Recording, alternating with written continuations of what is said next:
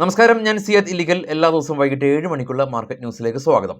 എഫ്.ഐസിനെ സംബന്ധിച്ച് അവർ ഇന്ത്യൻ മാർക്കറ്റിൽ എപ്പോഴൊക്കെയാണോ വലിയ തോതിൽ ആക്ടിവിറ്റി നടത്തിയിട്ടുള്ളത്, അപ്പോൾ ഇന്ത്യൻ മാർക്കറ്റ് വളരെ വയലൻറ്റ് മൂവ് നടത്തും. അത് ഡൗൺ സൈഡിലേക്കാണെങ്കിലും അപ്പ് സൈഡിലേക്കാണെങ്കിലും. അതായത് എഫ്.ഐസ് സെല്ലിംഗ് മോഡലാണെങ്കിൽ സീവിയർ സെല്ലാണ്, മാർക്കറ്റിനെ ഒന്നും നോക്കാതെ സെല്ല് ചെയ്യും. ബൈയിങ് മോഡലാണെങ്കിൽ മാർക്കറ്റിൽ വീണ്ടും ഒന്നും നോക്കാതെ അവർ ബൈ ചെയ്ത് മാർക്കറ്റിനെ മുകളിലേക്ക് കൊണ്ടുപോകും. ഇന്ന് ബാങ്ക് നിഫ്റ്റിയിൽ അതാണ് സംഭവിച്ചത്.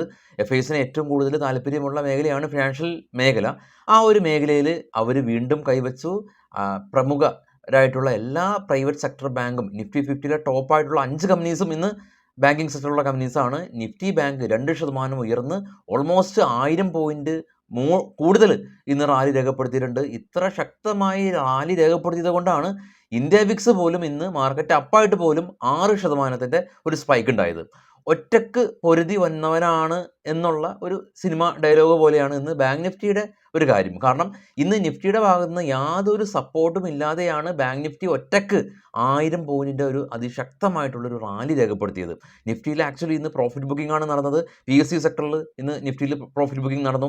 ഡിഫൻസ് സെക്ടറിൽ പ്രോഫിറ്റ് ബുക്കിംഗ് നടന്നു. മിഡ് ക്യാപ്പിൽ സ്ലൈറ്റ്ലി പ്രോഫിറ്റ് ബുക്കിംഗ് നടന്നു. എന്നാൽ ബാങ്ക് നിഫ്റ്റി ഒറ്റക്ക് മുന്നോട്ട് കുതിച്ചു 1000 പോയിൻറ്റിൻ്റെ ശക്തമായൊരു റാലി രേഖപ്പെടുത്തി. അപ്പോൾ ഈ ഒരു റാലിയിൽ ഇന്ന് ബാങ്ക് നിഫ്റ്റിനെ ഷോർട്ട് ചെയ്ത ആളുകളെ സംബന്ധിച്ച് ഇന്ന് ഒരു കരിദിനമായിട്ട് മാറിയുണ്ടാവും. അത്ര ശക്തമായിട്ടാണ് ബാങ്ക് നിഫ്റ്റിയുടെ out of the money premium എല്ലാം തന്നെ ഏകദേശം ഒരു 5 ടൈംസാണ് സ്പൈക്ക് ചെയ്ത് മുന്നോട്ട് പോയത്.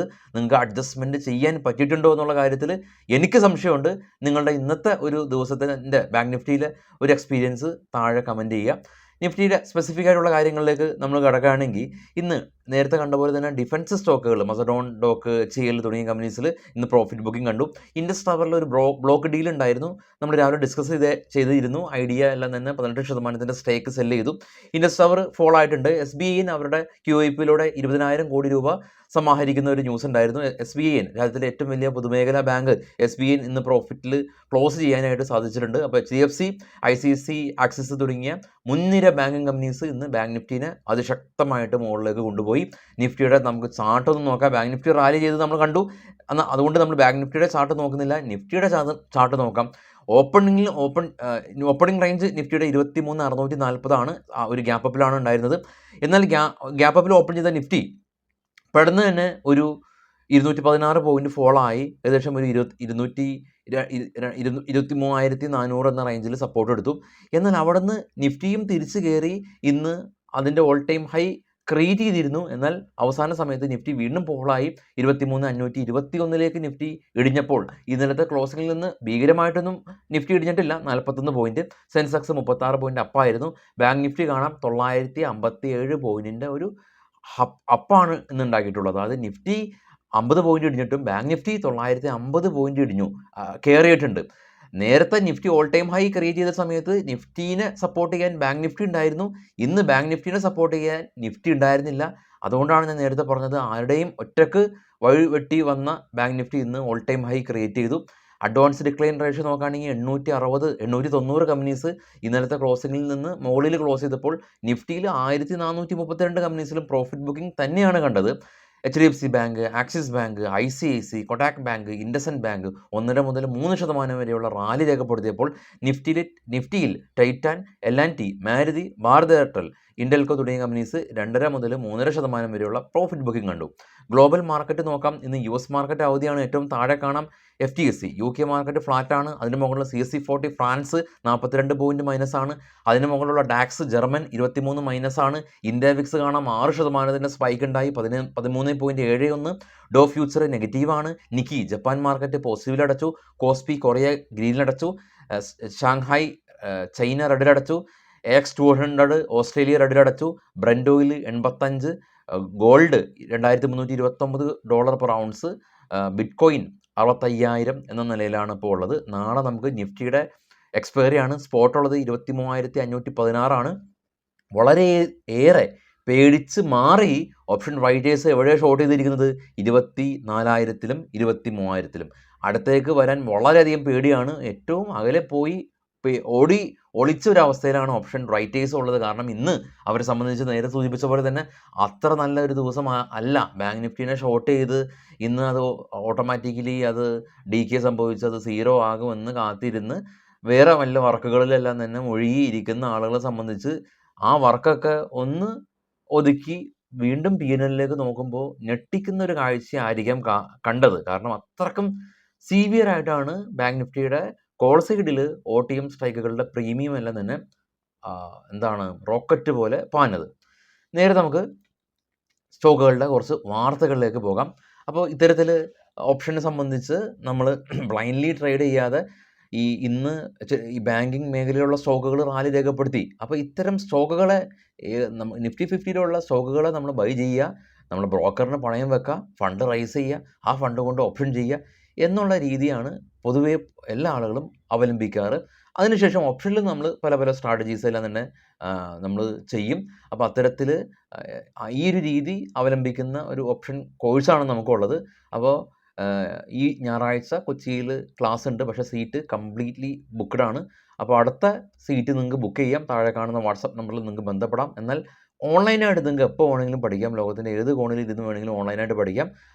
അതുമാത്രമല്ല സ്വിങ്ങിൻ്റെ കോഴ്സും ഉണ്ട്. അപ്പോൾ താഴെ കാണുന്ന വാട്സപ്പ് നമ്പറിൽ നിങ്ങൾ ബന്ധപ്പെടാം.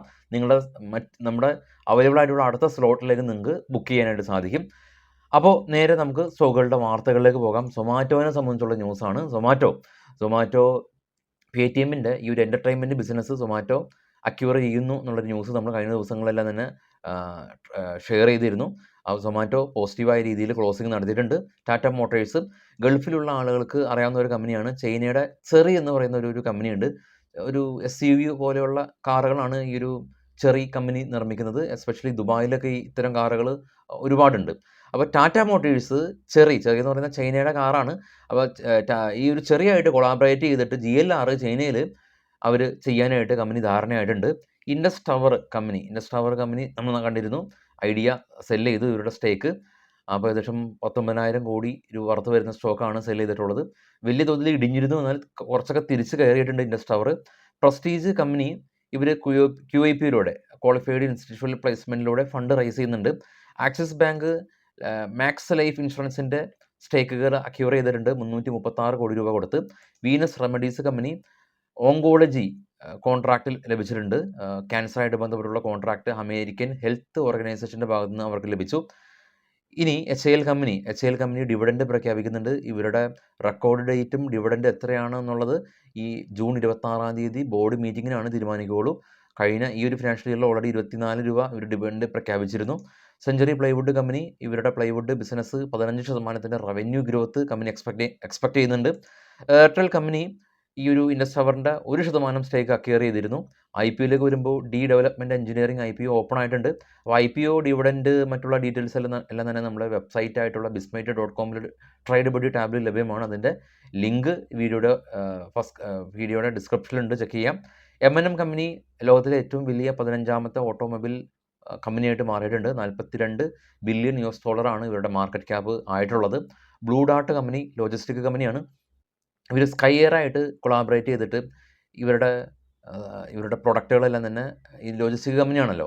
അപ്പോൾ ലോജിസ്റ്റിക് എല്ലാം തന്നെ ഡെലിവറി ചെയ്യാനായിട്ട് ഡ്രോണിൻ്റെ സർവീസ് ഇവർ തേടി ഈ ഒരു സ്കൈ എയർ ആയിട്ട് തേടിയിട്ടുണ്ട്. Indian metal and ferro alloy company government 221 കോടി രൂപ ലാൻഡ് കോമ്പൻസേഷൻ കമ്പനിക്ക് ഡിസ്ട്രിബ്യൂട്ട് ചെയ്തിട്ടുണ്ട്. ഇന്ന് സ്റ്റോക്ക് റാലി ചെയ്തിട്ടുണ്ട്.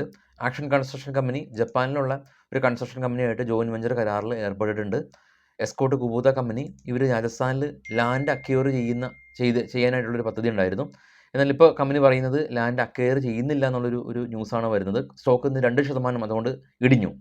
Delta corp company GST council 28% ഈ ഒരു GST ചുമത്തുന്ന ഒരു തീരുമാനം ഉണ്ടായിരുന്നു. എന്നാൽ ഈ ഒരു തീരുമാനം ഇവർ പുനഃപരിശോധിക്കും എന്നുള്ളൊരു ന്യൂസ് കാരണം ഈ ഒരു ഡെൽറ്റ കോർപ്പ് ഇന്ന് പറഞ്ഞിട്ടുണ്ട്, ശ്രദ്ധിക്കുക. ഡാറ്റാമാക്സ് ഗ്ലോബൽ കമ്പനി ഇവരുടെ AI പ്ലാറ്റ്ഫോമിൽ ഇവർക്ക് പേറ്റൻറ്റ് കിട്ടിയതായിട്ടുള്ള ന്യൂസ് ഉണ്ട്. നാളെ കൃത്യം രാവിലെ 7:00 വിശദമായിട്ടുള്ള പ്രീ മാർക്കറ്റ് ന്യൂസായിട്ട് എത്താം. എല്ലാവർക്കും ശുഭരാത്രി നേരുന്നു. Thank you all.